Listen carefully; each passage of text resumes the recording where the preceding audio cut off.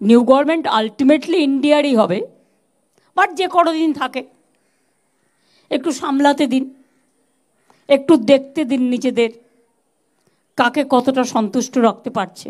দেখছেন এই মুহূর্তে পাওয়া সবচেয়ে বড় খবর, 15 দিন টিকবে না মোদী সরকার, ক্ষমতায় আসবে ইন্ডিয়া জোট। মোদী সরকারের আয়ু বেশি দিন নয়, 15 দিনও টিকবে কিনা তা নিয়ে সন্দেহ প্রকাশ করলেন পশ্চিমবঙ্গের মুখ্যমন্ত্রী তথা তৃণমূল কংগ্রেসের সুপ্রিমো মমতা বন্দ্যোপাধ্যায়। জ্যোতিষী না হওয়ায় কোনো নির্দিষ্ট দিনক্ষণ বেঁধে না দিলেও একেবারে আত্মবিশ্বাসের সঙ্গে তিনি জানিয়েছেন যে 5 বছরের মেয়াদ শেষ করতে পারবে না তৃতীয় মোদী সরকার, তার আগেই মোদী সরকার পড়ে যাবে আর বিরোধীদের ইন্ডিয়া জোট সরকার গঠন করবে। তবে সেটা কিভাবে হবে তা অবশ্য খোলসা করে বলেননি মমতা। তৃণমূলের সংসদীয় কমিটির সদস্য বেছে নেওয়ার বৈঠক হয়েছে কালীঘাটে। আজ কালীঘাটে মমতা বন্দ্যোপাধ্যায় ইন্ডিয়া জোটের নেতাদের সঙ্গে বৈঠক করেনি, কালীঘাটে নিজের বাড়িতে তৃণমূলের সাংসদদের সঙ্গে বৈঠক করেন। সেখানে লোকসভায় তৃণমূলের নেতা হিসেবে উত্তর কলকাতা লোকসভা কেন্দ্রের নবনির্বাচিত সাংসদ সুদীপ বন্দ্যোপাধ্যায়কে বেছে নেওয়া হয়েছে। হুইপের দায়িত্ব দেওয়া হয়েছে শ্রীরামপুরের সাংসদ কল্যাণ বন্দ্যোপাধ্যায়কে, আর মমতা হয়েছেন তৃণমূলের সংসদীয় দলের চেয়ারপারসন।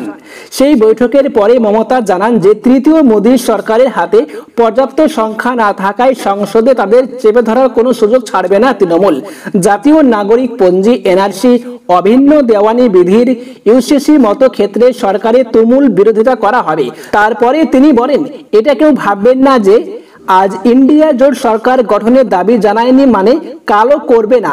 আমি অপেক্ষা করছি এবং পুরো বিষয়টির উপর নজর রেখেছি। দেশে পরিবর্তনের প্রয়োজন আছে। আর সেই কথা শুনে তৃণমূলের নবনির্বাচিত সাংসদ দীপক অধিকারীদের মুখে হাসি দেখা যায়। তার মধ্যেই মমতা বলতে থাকেন, মোদীকে কেউ চান না।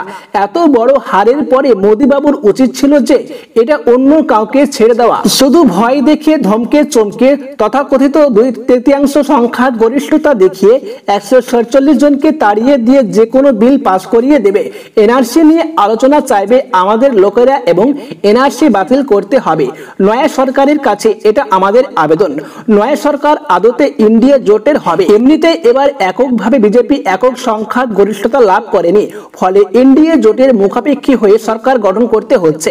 নীতিশ কুমার, চন্দ্রবাবু নাইডুদের মতো নেতাদের সমর্থন নিয়ে রবিবার সন্ধ্যায় তৃতীয়বারের জন্য প্রধানমন্ত্রী হিসেবে শপথ গ্রহণ করতে চলেছেন মোদী। সেই রেস ধরে মমতা বলেন, নয়া সরকার অবশ্য আদতে ইন্ডিয়া জোটের হবে, কিন্তু যে কয়েকদিন থাকে ওরা একটু সামলাতে দিন, একটু দেখতে দিন নিজেদের।